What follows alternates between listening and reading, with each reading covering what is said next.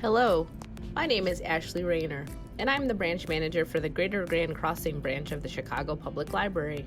Welcome to Snacks in the Stacks, where I'm going to show you some of the great cookbooks in our collection, make some delicious food, and teach you that trying new recipes can be fun. This program is part of the 2020 One Book, One Chicago season, exploring the theme Beyond Borders and the book Exit West by Mohsin Hamid. For more information on other virtual events, blogs, recommended reading lists, and more, visit onebookonechicago.org. The cookbook I'm using today is called Jubilee, Recipes from 2 Centuries of African American Cooking by Toni Tipton Martin. For a previous book, Toni Tipton Martin researched forgotten African American chefs and cooks, found their rare cookbooks in antique shops, and analyzed them to discover common ground. In Jubilee, Tipton Martin challenges the traditional expectations of African American cooking to discover different combinations of flavors and ingredients. These recipes represent the full Black experience. Jubilee shows off the evolution of recipes and how they can become variations on a theme.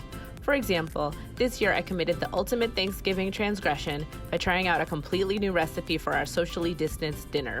The roots and tubers section of the book starts with a relatively simple mashed turnips and carrots with rum recipe, and finishes with the sweet potato casserole I served my family, with a delicious praline topping that everybody loved.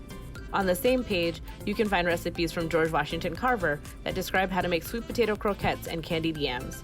Each recipe is like a history lesson that you can eat. So even though I love to cook, I do not like to bake. Exact measurements and timing do not fit in well with my more freestyle cooking process. But my dad tried out the bread pudding recipe and really loved it. Luckily, we live close enough that he could drop off a sample. This recipe is very simple, but it really tastes delicious. And there's room for improvisation, just like I like it.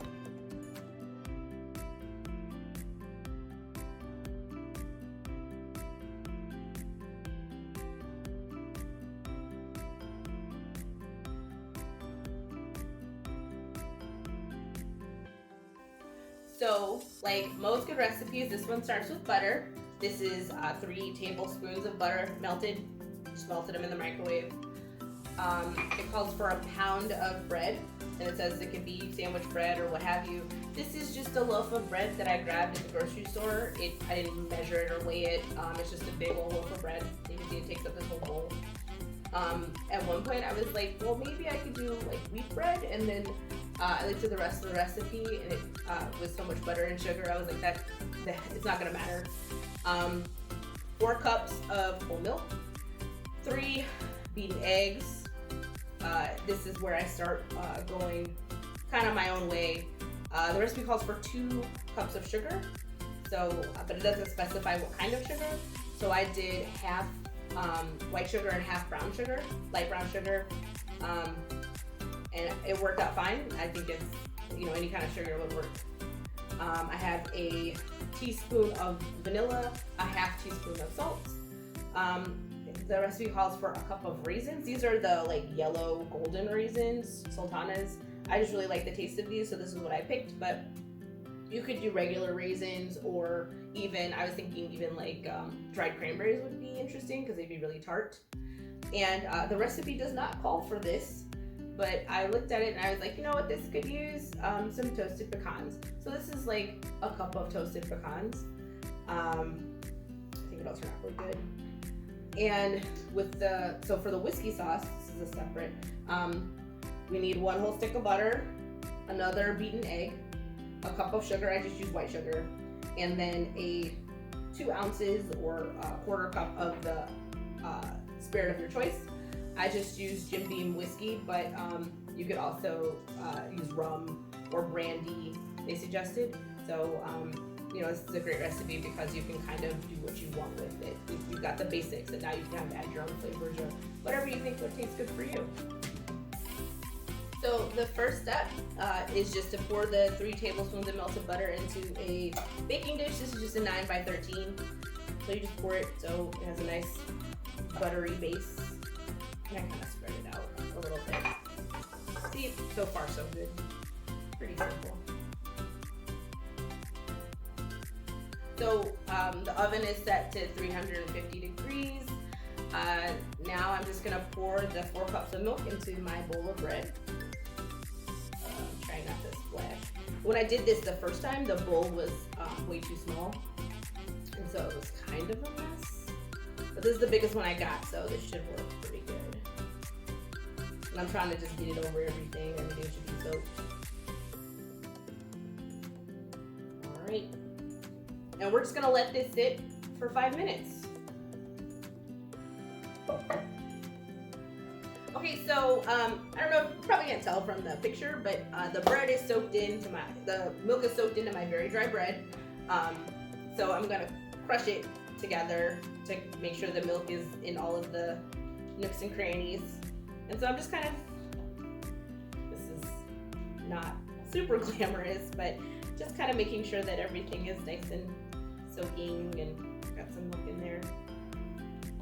And so the book says to crush. I'm not doing a ton of crushing, but kind of mixing it all together. Okay. I'm gonna wipe my hands. And now, basically you're gonna just dump everything in. I just did it in whatever order. So sugar, eggs, 3 eggs,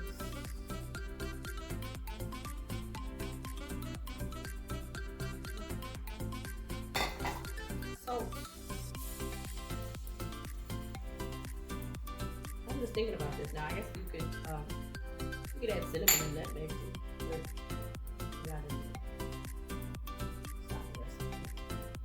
Vanilla. I'm too busy talking and not telling you guys what to do. Raisins.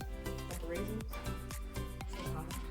And then my secret forbidden pecans. Now, that was enough crushing with my hands. I'm just gonna kind of stir it up. It's not gonna look pretty. It's not gonna look perfect. You just kind of want everything to get nice and incorporated. Now big chunks of sugar. Trying to get the pecans mixed in. Cans or pecans. Well, actually, let me make a mess. Okay, that is good enough. Trying to make sure, you know, you want a little bite of pecan and raisin. So I'm trying to mix it up, but okay. That's as good as can be done. So now we'll dump all of this goodness into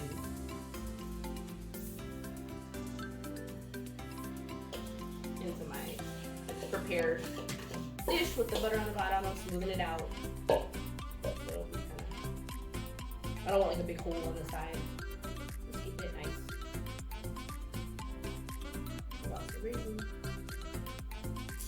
And then it is ready to go in the oven.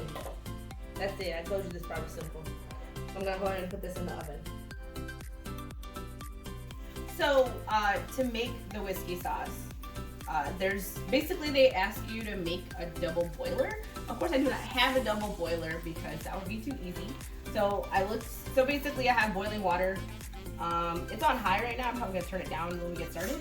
But I just have a heat-resistant bowl that I'm gonna put on top. And of course, this is a little too big, so I have an oven mitt just in case. Hold on to it. So I'm gonna dump this whole stick of butter in. Let it melt.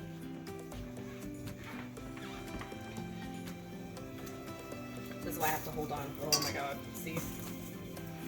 I was gonna just do this because the recipe looks easy, right? When I look at it. So I was like, oh yeah, I'm just gonna like do this for the first time for the video. And I'm so glad I didn't, because this is like tricky. Not necessarily because like this process is hard, it's just because I don't have a double boiler. But we're making it work for this video.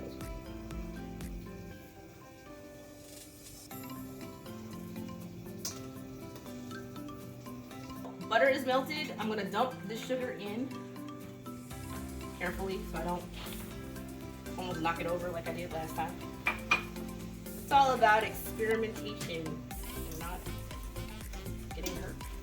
So you're just gonna stir the sugar until it gets until it dissolves into the butter. I'm actually gonna turn this down You don't want that to happen too fast. But yeah, so just kind of stirring it around until it looks like it's good, and getting all the sugar off the side, of course, because we don't want to miss any sugar in this delicious dessert.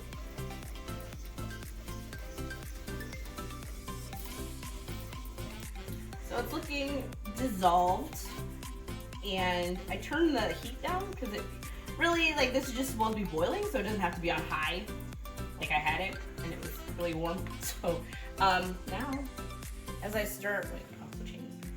I was like, feels weird. So as I stir, I'm gonna slowly add 1 egg. I was kind of surprised because they don't even, okay, not slowly. I was kind of surprised because they don't even have you really temper it. It just kind of goes in. And it doesn't really make scrambled eggs, which is nice. Scrambled sugar eggs. Just trying to go slow so it doesn't tip over or spill. You can see it gets incorporated in there pretty easily.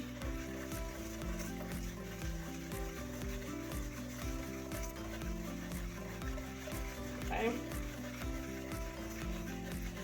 I know it's really funny for me to tell everybody to be patient, because I'm definitely not a patient cook, but it really will turn out a lot better. Okay, so now, put my glove back on. So now you're supposed to stir this for 5 minutes. So I'm gonna stand here and stir. Luckily you won't have to wait that long, thanks to the magic of video.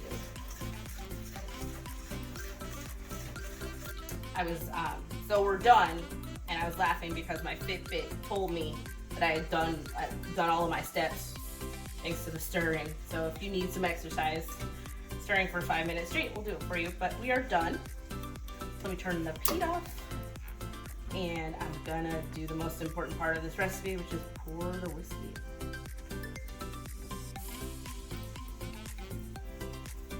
And unfortunately, like, I don't think the alcohol cooks out, because you're not really cooking it. It's not really, it's not cooked. The whiskey doesn't like cook out of here. So, you know, if you're worried about that, you probably can just leave it out, but it really does give it a really good taste. Of course, because it's whiskey. This is a better batch than the one I made before, because I thought it looks really nice and smooth. It's gonna taste really good.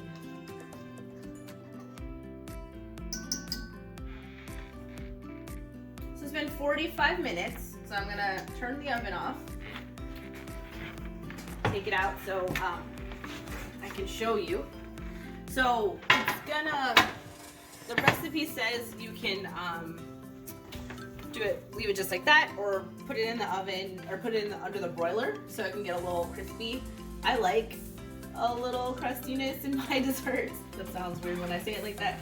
So I'm gonna turn on the broiler to high, and you kind of have to watch it. I think about 3 or 4 minutes at the most, nothing much more than that. So I'm gonna put it back into the broiler, and we'll give it another few minutes.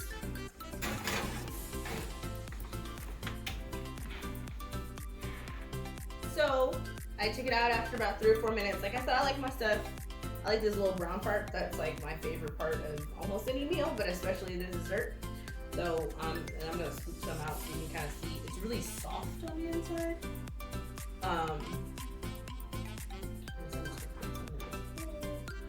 This is a really, if you're dessert challenged like me, this is a great recipe because it's really simple. It's kind of a crowd pleaser. It's easy to share. And if you're worried about like kids, you know, with the whiskey sauce, you can just leave that off. It's really tasty without it. And you can get creative, right? So like I said, I use the raisins. You can see it's kind of soft in there. I used the raisins I wanted. You could use nuts or don't use nuts. Use your favorite ones. If you have a different kind of bread you prefer, you could try that as well. I was even thinking you could do it in a savory kind of way. Obviously you wouldn't add sugar, but different spices, maybe a little cheese and some mushrooms and peppers, and it would be really delicious. So I hope you enjoyed this video. Oh, let me add now. I said you don't have to add the whiskey sauce, but for me that's a great part. So not too much. And if you add a scoop of ice cream, it is so good.